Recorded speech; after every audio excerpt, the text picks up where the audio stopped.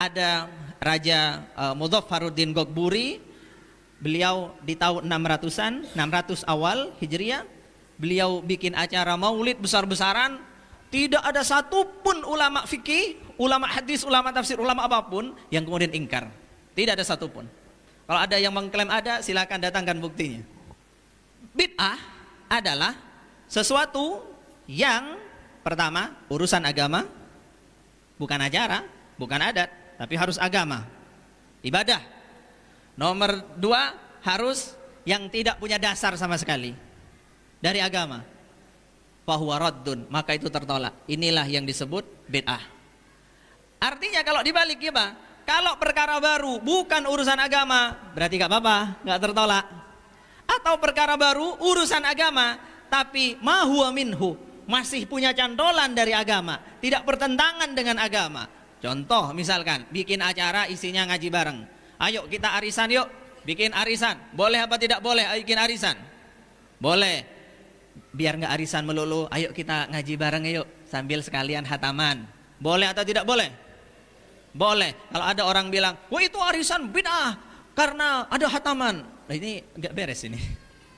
Loh kok bisa baca Quran ini bid'ah? Oke, ya paham ya? Jadi karena itu kemudian ketika ada Raja Mudhaffaruddin Ghagburi, beliau di tahun 600 awal Hijriah, beliau bikin acara maulid besar-besaran. Tidak ada satupun ulama fikih, ulama hadis, ulama tafsir, ulama apapun yang kemudian ingkar. Tidak ada satupun. Kalau ada yang mengklaim ada, silakan datangkan buktinya. Artinya apa? Semua ulama waktu itu menyetujui. Tidak ada satupun. Ya karena tadi sudah jelas, bagus. Abad ke-7, tahun 700-an, tidak ada ulama yang ingkar kecuali satu.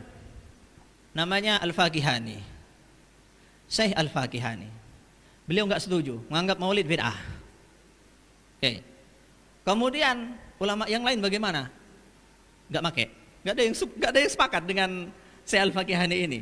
Sehingga beliau ketika menulis risalahnya yang mengharamkan maulid, ulama lain tidak ada yang sepakat, tetap maulid jalan di mana-mana. Kemudian tahun 800-an Imam Sayuti membedah risalahnya Al-Faqihani, dibedah kata per kata, poin per poin, semuanya dikupas, dan intinya menurut beliau itu semua salah. Yang benar maulid sunnah.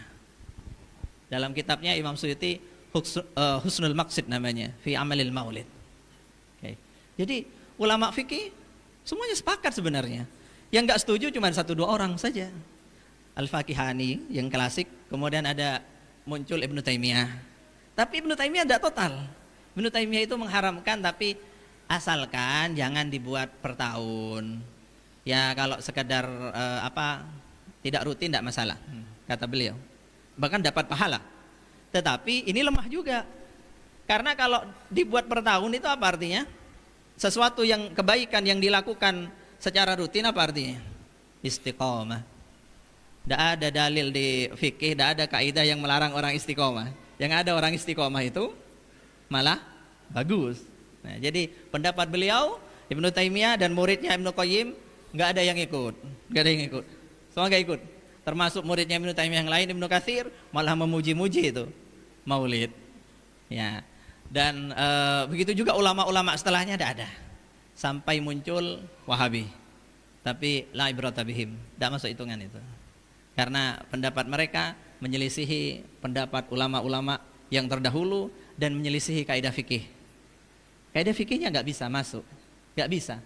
Kalau maulid itu dianggap terlarang, terus apa alasannya? Biasanya dibuat-buat alasannya. Oh alasannya karena sama dengan Natalan misalkan. Memangnya ada kepikiran begitu tak? Wong yang melakukan nggak pernah kepikiran. Atau dibuat, oh orang yang maulid itu merayakan meninggalnya Rasul, karena waktunya sama antara lahir Rasul dan meninggalnya Rasul. Emang ada yang kepikiran itu tak? Tidak ada. Akhirnya dibuat-buat alasannya. Oke. Jadi tidak ada alasan. Hukumnya sunnah. Baik. Saya kira demikian.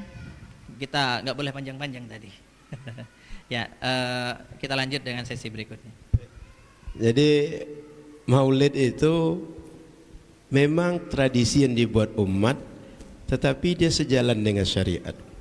Sehingga apapun cara akal-akalan, bukan hukum akal, bukan dalil akal, akal-akalan menyatakan maulid itu bid'ah, maulid itu terlarang, nggak punya landasan berfikir.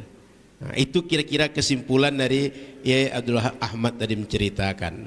Maka lebih lengkap Ma'ruf cerita bagaimana maulid ini dari sisi para fuqaha memandangnya, atau ada syubhat yang dibuat masalah maulid. Satu dua bolehlah dibuka ya, agar nanti kita perluas ditanya jawab.